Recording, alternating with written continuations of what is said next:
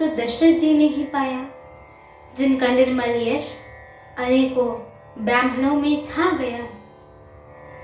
जीते जी तो श्री रामचंद्र जी के चंद्रमा के समान मुख को देखा और श्री राम के विरह को निमित्त बनाकर अपना मरण सुधार लिया। सब रानियां शोक के मारे व्याकुल होकर रो रही हैं। वे राजा के रूप, शील, बल और तेज का बखान कर करके अनेकों प्रकार से विलाप कर रही हैं और बार बार धरती पर गिर गिर कर पड़ जाती हैं। दास दासीगण व्याकुल होकर विलाप कर रहे हैं और नगरवासी घर घर रो रहे हैं। कहते हैं कि आज धर्म की सीमा, गुण, रूप के भंडार, सूर्य कुल के सूर्य अस्त हो गए। सब कैकई को गालियां देते हैं, जिसने संसार भर को बिना नेत्रों का अंधा कर दिया है। इस प्रकार विलाप करते रात बीत गई। प्रातःकाल सब बड़े बड़े ज्ञानी मुनि आए। तब वशिष्ठ मुनि ने समय के अनुकूल अनेक इतिहास कहकर अपने विज्ञान के प्रकाश से सबका शोक दूर किया। वशिष्ठ जी ने नाव में तेल भरवाकर राजा के शरीर को उसमें रखवा दिया।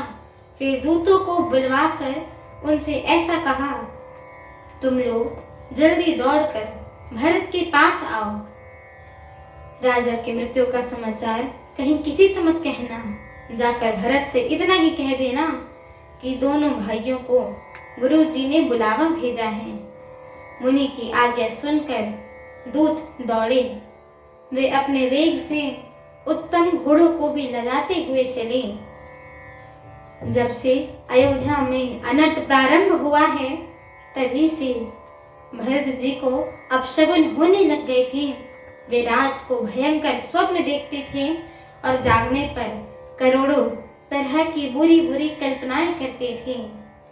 वे प्रतिदिन ब्राह्मणों को भोजन कराकर दान देते थे। अनेकों विधियों से रुद्राभिषेक करते थे। महादेव को हृदय में मानकर उनसे माता पिता, कुटुंबी और भाइयों का कुशल क्षेम मांगते थे। भरत जी इस प्रकार मन में चिंता कर रहे थे कि दूत आ पहुंचे। गुरु जी की आज्ञा कानों से सुनते ही वे गणेश जी को मनाकर चल पड़े। हमारी आगे की श्री राम कथा को सुनने के लिए हमारे चैनल को लाइक, शेयर, सब्सक्राइब एवं कमेंट अवश्य करिएगा। एवं आप सभी हरि भक्तों से हम दोनों बहनों का एक छोटा सा निवेदन है कि कृपया आप सभी हमारे श्री रामचरितमानस जी के मंगलमय पाठ को पूरा अवश्य सुना करिए, क्योंकि स्वयं परम पूज्यपाद श्रीमद् गोस्वामी तुलसीदास जी महाराज ने कहा है कि जो भी नर नारी, मनुष्य, जीव जंतु एवं पशु पक्षी प्रभु श्री रामचरितमानस जी के इस मंगलमय पाठ को सुनते हैं, गाते हैं, कहते हैं एवं श्रवण करते हैं, उनके जन्म जन्मांतर के सारे पाप नष्ट हो जाते हैं।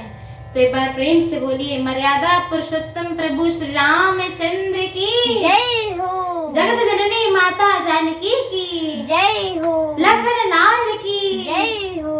अयोध्या धाम की जय हो। तुलसीदास जी महाराज की जय हो। एक बार प्रेम से बोलिए, पवन सुत हनुमान की जय हो। जय श्री राम। जय श्री राम।